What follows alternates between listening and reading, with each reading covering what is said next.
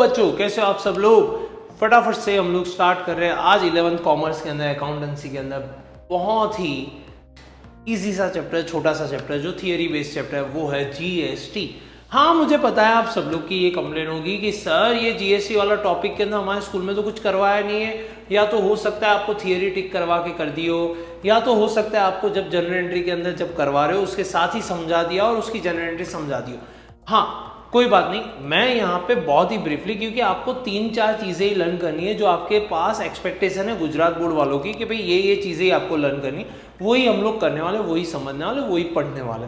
तो फटाफट से यहाँ पे पर बहुत इंपॉर्टेंट चीज़ ये होती है कि बच्चों को जीएसटी होता क्या है वो तो पता ही नहीं है।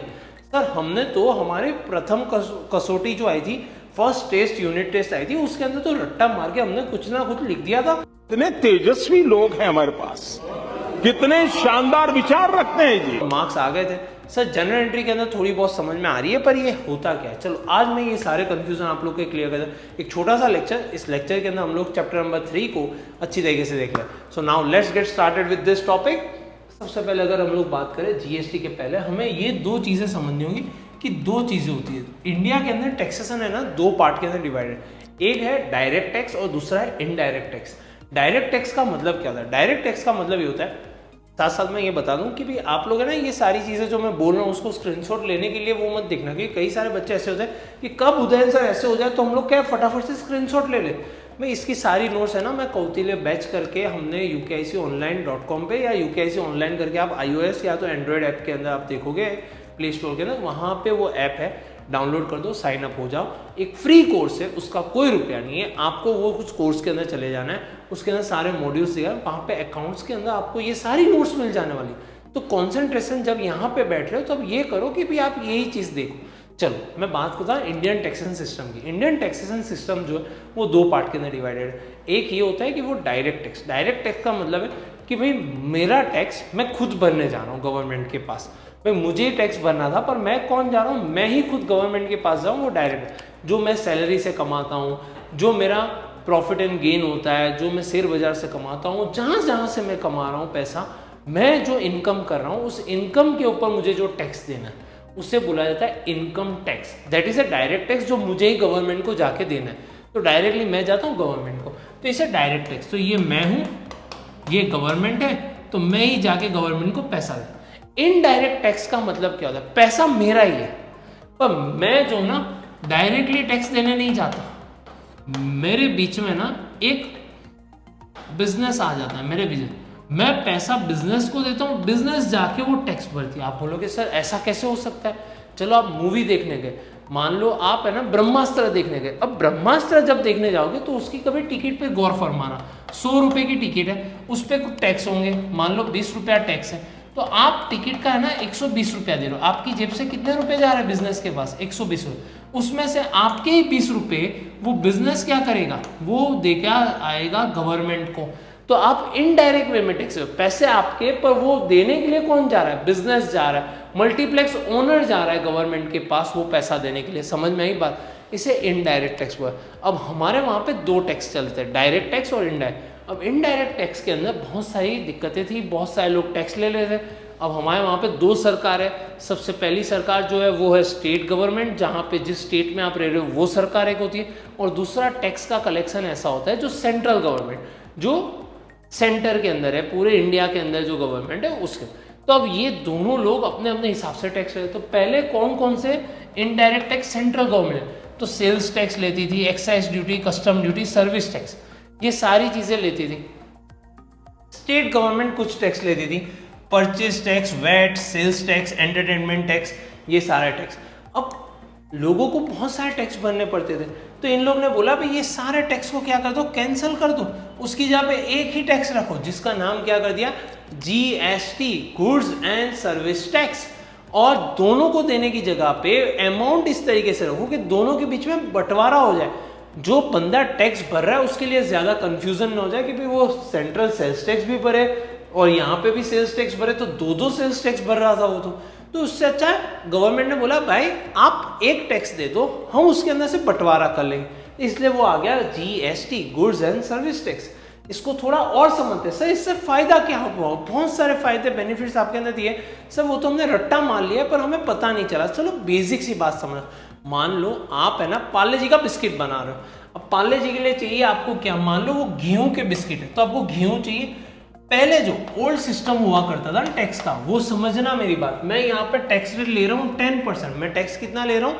10% पे एज्यूम कर रहा हूँ। सुनना, आपने गेहूं खरीदे 50 रुपए के, उस गेहूं को मशीन में डाले और गेहूं को आटे में कन्वर्ट किया और आटे में से वो बिस्किट बनाया, तो आपने कुछ 50 रुपए वाली मेहनत कर ली। ऐसे ही गेहूं को खरीदने जाते तो 50 रुपए ही होते, पर उस 50 रुपए की आपने वैल्यू कितनी कर दी और 50 रुपए ऐड कर दी और वो अब रुपए हो गए 100 रुपए की, क्योंकि 50 रुपए का रॉ मटेरियल और 50 रुपए आपकी मेहनत। तो आपने आप वो 100 रुपए की, गवर्नमेंट ने बोला इस पे 10 रुपया टैक्स लगाया, तो ये कितने में हो गया? 110 में। तो प्रोड्यूसर जो है ना वो कितने में होलसेलर को बेचेगा? 110 रुपए। अब होलसेलर के पास है ना बहुत सारे पार्ले जी आ गए। अब होलसेलर ने बोला यार इतने सारे पार्ले जी का मैं क्या करूं? तो होलसेलर कई बार क्या करता है, उसने बोला मैं टुकड़े कर देता हूँ, छोटे छोटे टुकड़े कर देता। तो उसने एक अलग से पैकिंग बना दी। बहुत सारे होलसेलर जो होते हैं वो पैकिंग अपना कर लेते हैं, तो वो उन लोग ने बोला हम लोग पैकिंग बना लेते। तो उन लोग ने पैकिंग बनाया, उसने उसकी वैल्यू जो है ना उसकी एफर्ट्स जो थी वो 10 रुपये जितनी बढ़ा दी। तो अब वो हो गया 120 रुपये। गवर्नमेंट ने इसके ऊपर वापस से 10% टैक्स, तो 12 रुपये हो गए, तो हो गया 132 रुपये का। 132 रुपये का उसने दिया रिटेलर को, जो आपके घर के बाजू में किराने की दुकान है ना उसको दे दिया। किराने वाले दुकान ने ना उस छोटे छोटे पैक को अच्छी तरह से लगाए, कस्टमर के अंदर सारी चीज़ें दे दी। अब वो भी अपना पैसा तो बन लेगा कि भाई अब वो भी मेहनत कर रहा है लोगों को कन्विंस करना है, तो उसने और 10 रुपये ऐड कर ली, तो अब हो गया वो 142 का। तो वापस से टैक्स लगा दिया उस पर 10% गवर्नमेंट ने, तो वो हो गया 14.2। तो ये कितने का हो गया? 156। चालू कहानी 50 रुपए से हुई थी, पर 50 रुपए से आते आते 156। गवर्नमेंट ने टैक्स कितना लिया? अगर आप यहाँ पे टोटल करो तो इतना तो गवर्नमेंट के पास टैक्स गया, और आगे वाले ने जो टैक्स भरा हुआ था वापस से उसके ऊपर, वापस से उसके ऊपर, वापस से कस्टमर को कितना महंगा पड़ा। अब इन लोग ने ये बोला कि भाई हम जो है ना, गवर्नमेंट ने बोला भाई सब पे टैक्स नहीं लगाएंगे, आपका टैक्स उस पे लगेगा जितनी आपने वैल्यू ऐड की। हमने बोला वेरी गुड, ये तो बहुत अच्छी बात है। आपने गेहूं कितने का लाया था? न्यू सिस्टम जीएसटी के अंदर। सुनना मेरी बात, ये जीएसटी आने के बाद फायदा कहाँ पे हुआ? ये लोग बोलते हैं GST, one nation one tax, ये कॉन्सेप्ट था। अब आप बोलोगे सर ऐसा तो कुछ फायदा दिखाई नहीं दे रहा हमें, उसकी चर्चा हम लोग यहाँ पे नहीं करना है। भाई वो चर्चा बाद में कभी करेंगे, पर अभी के लिए जो कॉन्सेप्ट है उसको सुनो। 50 रुपए की गुड्स है, इसने 50 रुपए की मेहनत की थी, तो हो गए 100 रुपए के, और 50 रुपए पे 10% लगेगा। कितने रुपए पे लगेगा? 50 रुपए पे 10%, तो 5 रुपए, तो ये हो गए 105। 105 के होलसेलर के पास गए, होलसेलर ने 10 रुपए ही लगाए, जो यहाँ पे लगाए थे उतने ही 10 रुपए लगाए। अब 10 रुपए पे 10% टैक्स लगेगा। 10 रुपए का 10% कितना होता है? 1 रुपया। पूरे पे नहीं, यहाँ पे ना पूरे पे लगता था, 120 पे लगता था। इसने बोला नहीं नहीं नहीं नहीं, जितनी आपने एडिशन किया, जितना आपने एडिट किया उस पर आपको टैक्स है। तो ये हो गया 116। 116 जब रिटेलर के पास जाता है, उसने भी 10 रुपए का ही काम किया था, यहाँ पे भी देख लो उसने भी 10 रुपए, तो उसके ऊपर टैक्स लग गया 10 का 10%, वो होता है 1 रुपया, तो वो कितना हो गया? 127। तो यहाँ पे कस्टमर जो है पहले 156 रुपीज दे रहा था, अब कितने रुपए दे रहा है? 127 रुपीज। तो कस्टमर के लिए ये फायदा है। गवर्नमेंट जो है वो डबल बार टैक्स ले रही थी, वो भी उन लोग के लिए फायदा है। तो ये बहुत सारे फायदे हो गए, इसलिए जीएसटी को लेके आया था। अब क्वेश्चन वापस से हुआ, सर आप जो फायदा दिखा रहे हो तो सारी चीजें सस्ती हो जानी चाहिए, हमारे घर पे तो रोज यही सारी बातें होती है, सारी चीजें महंगी हो गई है, ये महंगा है, वो महंगा है। तो उसके बहुत सारे लॉजिक है, बहुत सारी चीजें होती है, तो उसकी चर्चा हम लोग ना करते हुए, क्योंकि वो इकोनॉमिक का पार्ट है, बहुत सारी चीज़ें फॉरेन फैक्टर्स भी काम करते हैं। और होता क्या है, देखो प्रोड्यूसर भी कमाने में, और जब उसको पता चला ये सस्ता ही हो रहा है, पहले 156 में बच्चा आराम से पार्ले जी खा ही रहा था, तो 170, तो उसने यहाँ से ही भाव बढ़ा दिया। अब जब वो बंदा यहाँ से ही भाव बढ़ाएगा तो सब लोग अपना अपना भाव बढ़ाएंगे, तो घूम फिर के वो बात वहीं पे आ गई। पर एक्चुअल पर्पस जो था पूरे वर्ल्ड के अंदर जब जीएसटी हुआ था, और आज भी बहुत सारी कंट्री, सिंगापुर, उन सब के अंदर जीएसटी है, पर उनका कॉन्सेप्ट यही है।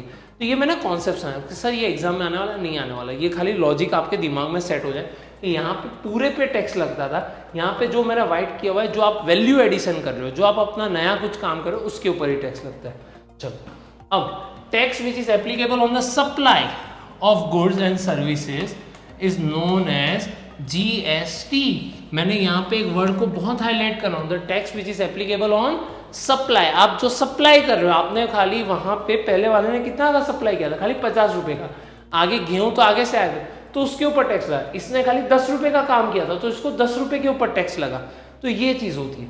चलो फिर उसके बाद अगर मैं बात करूं, सर इसके कैरेक्टरिस्टिक्स बताओ। सबसे पहली characteristic pre determined rate. Rate का एक स्ट्रक्चर है जो आपकी बुक के अंदर भी दिया, वो मैं अभी समझा रहा हूँ, वही रेट के ऊपर से। तो हर एक टैक्स का पहले रेट अलग अलग था, सेल्स टैक्स का अलग था, सेंट्रल सेल्स टैक्स का अलग था, एक्साइज का अलग था। इन लोग ने बोल दिया नहीं, इसके कुछ 5 या 6 पॉइंट है, वो 6 पॉइंट के हिसाब से ही टैक्स होंगे, ज्यादा कुछ है नहीं, तो प्री डिटरमाइंड। दूसरा वन टैक्स, सबके ऊपर एक ही टैक्स, अलग अलग टैक्स भरने की जरूरत नहीं है, तो बिजनेसमैन फ्री हो जाएगा, उसका काम इजी हो जाएगा कि एक ही टैक्स भरना है, उसे पता है, वो होता है GST। Tax collected on the supply, जो मैंने अभी आपको एग्जांपल के अंदर समझाया। एक इसकी काउंसिल रखी हुई है जिसके अंदर फाइनेंस मिनिस्टर जो होते हैं वो चेयरपर्सन होते हैं। फाइनेंस मिनिस्टर कौन होते हैं, इसके चेयरपर्सन होते हैं। वो सारी चीजें देखते रहते हैं और जब जब चाहिए तब तब वो काउंसिल जो वो रिकमेंडेशन करती है। हाँ, आप मुझे पता है कि आपको पता है कि भाई छाछ और उसके ऊपर भी GST डाल दी गई है सर, इसका क्या करें, पर ये काउंसिल मेंबर सोच समझ के सारी चीजें करते हैं, उसकी चर्चा ना करें तो अच्छी बात। चलो फिर GST रेट। GST रेट जो होता है वो कौन देता है, रेकमेंड GST काउंसिल करती है कि भाई GST का रेट कितना होना चाहिए, किस पे कितने प्रतिशत GST लगेगा, वो सारी बातें। साथ साथ में इंपोर्ट को और GST को इंटरस्टेट सप्लाई माना जाएगा। अगर आप कुछ चीज इंपोर्ट करके आ रहे हो तो इंटरस्टेट सप्लाई माना जाएगा। एक होता है इंट्रास्टेट और एक होता है इंटरस्टेट। इंटरस्टेट का मतलब होता है जब आप एक स्टेट से दूसरे स्टेट के अंदर गुड्स भेजो, उसे इंटरस्टेट बोला जाता है, और एक ही स्टेट के अंदर काम करते हो तो उसे इंट्रास्टेट बोला जाता है। सर ये कहानी जो है उसके डिटेल के अंदर हम लोग बात करने वाले हैं कब, चैप्टर नंबर 4 के अंदर जब मैं जनरल एंट्री करूंगा तब करेंगे। तो अभी के लिए हम लोग खाली ये समझ, इसके अंदर आपको टैक्स क्रेडिट मिल जाती है, जो आगे जिस बंदे ने टैक्स भरा उसके ऊपर आपको टैक्स भरने की जरूरत नहीं है। तो एग्जाम्पल को ध्यान से देखो, तो हमने जितना काम किया उस पर ही टैक्स भरा था, आगे वाले ने जितना टैक्स भरा था उसने भर दिया, उसका हमारा कोई लेना देना नहीं है। टैक्स का डिस्ट्रीब्यूशन बंटवारा। अब मान लो गोवा के अंदर पेट्रोल बहुत सस्ता था, गुजरात के अंदर एक दाम पे अलग से पेट्रोल मिल रहा था। अब पेट्रोल के ऊपर हालांकि आज के टाइम पे GST नहीं है, पर गवर्नमेंट, स्टेट गवर्नमेंट अगर अपने अपने हिसाब से, मान लो इलेक्शन आ रहे हैं तो गवर्नमेंट अपना टैक्स कम कर देगी, स्टेट गवर्नमेंट, इलेक्शन खत्म होने स्टेट गवर्नमेंट अपना टैक्स बढ़ा देगी, सेंट्रल गवर्नमेंट अपने हिसाब से काम करेगी। तो होता क्या था कि कई स्टेट के अंदर जहाँ पे टैक्स ज्यादा लेते तो उनके पास पैसा ज्यादा आता था, तो वो लोग ज्यादा डेवलपमेंट कर पाते थे। जो स्टेट टैक्स कम लेता था उसके पास पैसा कम था, तो वो लोग रोड वोड नहीं बना पा रहे थे। तो ये सारी दिक्कत ना हो जाए, तो सेंटर ने बोला सारा पैसा हम कलेक्ट करेंगे, हम ही बंटवारा कर देंगे किसको कितना देना है। तो ऐसा ना हो जाए कोई एक स्टेट आगे निकल जाए और कोई एक स्टेट पीछे आ जाए। इसके अलावा टैक्स डिटर्मिनेशन करने लगे कि भाई कौन से हेड के अंदर इसको डालना है, भाई छाछ के ऊपर कितना डालना है, किस हिसाब से डालना है, छाछ को किस प्रोडक्ट में डालना है, कौन सी कॉमोडिटी में डालना है, शेड्यूल A, B, C वो लोग ने दिया हुआ है, अलग अलग कैटेगरी। भाई वो कैटेगरी कौन सी कैटेगरी तो उन लोग ने बता दिया। इसके अलावा 5 एक्ट इसके निकाले गए, CGST, SGST, IGST, इसके बारे में हम लोग बात कर रहे हैं। तो वो सारे 5 एक्ट है वो आपके बुक के अंदर दिए हुए हैं, और ये पूरे इंडिया के अंदर सारे के सारे के अंदर यूनिफॉर्म टैक्स स्लैब रहेंगे, जिससे कोई भी दिक्कत आएगी नहीं। ये इन लोग के फीचर्स हो गया, कैरेक्टर। सर इसके फायदे क्या, देखो फायदे की अगर बात करो तो एक ही टैक्स, सिंपल टैक्स सिस्टम। पहले बहुत सारे टैक्स है, मैंने जो कैंसल आउट किया वो रिमूवल ऑफ डबल टैक्सेशन। आप कितनी बार टैक्स दे रहे थे एक ही चीज पे, आपने बहुत बार टैक्स दिया, वो मैंने आगे कैलकुलेशन में समझा। भाई प्राइस का रिडक्शन हो गया, वो भी मैंने एग्जांपल के थ्रू आप लोग को समझाया। साथ साथ में बैलेंस रीजनल डेवलपमेंट, क्योंकि वो पैसा का बंटवारा जो है वो गवर्नमेंट, सेंट्रल गवर्नमेंट करेगी। तो ऐसा ना हो जाए कोई एक स्टेट बहुत आगे निकल जाए क्योंकि वो टैक्स ज़्यादा कलेक्ट कर रहा है, और कोई एक स्टेट पीछे हो जाए, तो सारे रीजन का डेवलपमेंट जो है वो बहुत ही इफेक्टिवली हो सके। Uniform prices throughout the country रह सके, क्योंकि मान लो कुछ चीज़ महाराष्ट्र में सस्ती थी, कुछ चीज़ गुजरात में सस्ती थी, क्योंकि दोनों ने टैक्स अलग अलग लिया हुआ था। तो इन लोगों ने कर दिया नहीं, ऐसा नहीं, भाई गुजरात और महाराष्ट्र दोनों की प्रजा तो इंडिया की है, तो ऐसा नहीं, यूनिफॉर्म रहना चाहिए। भाई टैक्स की चोरी लोग करते थे, कई बार लोग है ना कुछ चीजें राजस्थान से लेके आ जाते हैं क्योंकि राजस्थान में वो चीज सस्ती पड़ती थी। नहीं मैं वो पीने की बात नहीं, आप लोग की बात ही वो चीज आ जाती है, मैंने पीने वीने की बात नहीं कर रहा हूँ, मैं बात कर रहा हूँ सीमेंट की। सीमेंट के ऊपर वहाँ पे लोकल टैक्सेस बहुत कम थे, गुजरात में ज़्यादा। तो जो लोग नॉर्थ गुजरात में रह रहे थे वो लोग क्या करते थे, राजस्थान जाके वो लोग लेके आ जाते सीमेंट। तो ऐसा ना हो जाए तो टैक्स की चोरी होती थी, तो गुजरात राज्य को तो ये नुकसान ही होती थी कि लोग राजस्थान से लेके आ रहे हैं। तो इन लोग ने ऐसा कर दिया, आपसे चोरी कर, क्योंकि सेम रेट है, आप यहाँ से लो या वहाँ से लो, कोई फर्क नहीं पड़ने वाला भाई। आपको टैक्स की क्रेडिट भी मिले, आगे वाले ने उसका ही टैक्स भरना है, आपको तो उसका टैक्स भरना नहीं है भाई। इकोनॉमी के अंदर पैसा आएगा तो इकोनॉमी के लिए फायदेमंद है। आपके घर के अंदर जिन लोग को भी वो वैक्सीन मिली तो फायदेमंद ये है कि भाई वो इकोनॉमी के अंदर पैसा आता है। जीएसटी का कलेक्शन आजकल हाईएस्ट रिकॉर्ड पे है। साथ के अंदर भाई एडमिनिस्ट्रेटिव वर्क जो है वो कम हो जाता है, क्योंकि आप 2-2, 3-3 बार टैक्स भरोगे तो आपके लिए भी दिक्कत वाली बात थी एज ए बिजनेसमैन। साथ के अंदर जो गवर्नमेंट थी उससे भी बहुत सारी एडमिनिस्ट्रेटिव कामें करनी पड़ती थी, बहुत सारे एम्प्लॉयज़ को अलग अलग काम में रखनी पड़ती थी। भी सेल्स टैक्स भी संभालो, वैट भी संभालो, सर्विस टैक्स भी संभालो, एंटरटेनमेंट, बहुत सारी चीज़ों को उन लोग को क्लस्टर को तोड़। साथ में गवर्नमेंट के कामकाज के अंदर भी बहुत फ़ायदा होगा, क्योंकि उन लोग को पता है कि भाई बेसिकली CGST लेना है, SGST लेना है, IGST लेना है, और होता है तो UGST लेना है। UGST मतलब यूनियन टेरिटरी GST। तो ये चीज़ होगी तो गवर्नमेंट के लिए भी आसान हो गया। अब कुछ स्लैब्स हैं जो यहाँ पे आप लोग के सामने मैंने बोला होगा, वैसे टोटल 6 शेड्यूल्स हैं आपके पास। एक शेड्यूल जिसमें 5% लगता है IGST, और अगर वो इंट्रा स्टेट है, एक ही स्टेट गुजरात टू गुजरात, अहमदाबाद से राजकोट वाले गुड्स है, तो उसके ऊपर वो 5% डिवाइड हो जाते हैं दो जन के बीच में। स्टेट को मिलेगा 2.5%, सेंटर को मिलेगा 2.5। तो कोई झगड़ा ही नहीं, सब कुछ इक्वल बांट दिया, एक तेरा एक मेरा, काम खत्म, इससे ज़्यादा कोई झगड़ा नहीं भाई। शेड्यूल 2 के अंदर अगर वो गुड्स आ रहे हैं या सर्विसेज आ रही है तो 12% है, 6% के हिसाब से लग जाएगा। अगर वो गुजरात से महाराष्ट्र जा रहे हैं तो 12%, और खाली अहमदाबाद से राजकोट या अहमदाबाद से भावनगर है तो 6% भाई। शेड्यूल नंबर 3 जो है वो 18% के अंदर आता है, तो भाई वो 9% के अंदर चले जाते हैं। शेड्यूल नंबर 4 जो है 28% है, 14%। शेड्यूल 5 जो है वो स्पेशल कैटेगरी इन लोग ने डाली हुई, उसके अंदर 3% है, 1.5। शेड्यूल नंबर 6 स्पेशल कैटेगरी है 0.25% की, तो उसका भी उन लोग ने अदा किया है। एक और चीज़ होती है शेड्यूल के अंदर जहाँ पे होता है जीरो टैक्स, जैसे कि मिल्क के ऊपर आज के टाइम पे कोई भी GST है नहीं, क्लियर डन। तो मिल्क के ऊपर कोई भी नहीं है, तो ये जीरो टैक्स वाला भी होता है। तो ये टैक्स स्लैब सर हमें क्या रट्टा माना है? नहीं, रट्टा नहीं, आप लोग के नॉलेज के लिए तो इंपॉर्टेंट इसलिए कि हम लोग को पता है टैक्स स्लैब कौन कौन से, आइदर 5%, 12%, 18%, 28%, 3%, 0.25% या तो 0%। इसी कैटेगरी के अंदर गुड्स के अंदर ऊपर टैक्स होगा, अलग अलग कोई भी टैक्स आने वाला नहीं है। As per your text book हो सकता है ये चेंज होता रहता है, क्योंकि जैसे जैसे काउंसिल मिलती है वैसे वैसे वो लोग चेंज करते रहते हैं डिपेंडिंग। पर अभी के लिए आपकी बुक के अंदर तो आपको बेनिफिट्स पूछा जा सकता है, फीचर्स पूछा जा सकता है और डेफिनेशन में, ये 3 चीज़ें अच्छी तरीके से कर लेना। सर ये GST आपने बोला CGST SGST, उसके सारी चीज़ें हम लोग चैप्टर नंबर 4 के आखिर में जो सम्स करेंगे उसके अंदर करने वाले।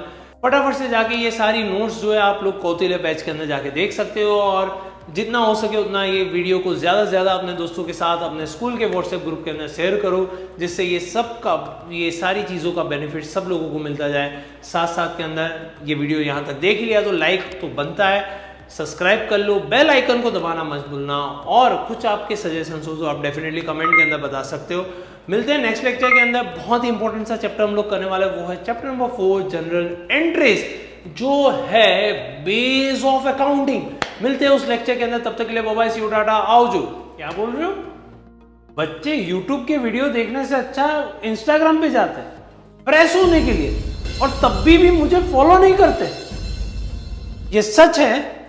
जल्दी से जाओ इंस्टाग्राम पे, फ्रेश ही होना हो तो कंटेंट को, एजुकेशन और एंटरटेनमेंट दोनों को साथ में देखो, और फॉलो करो मुझे इंस्टाग्राम के ऊपर।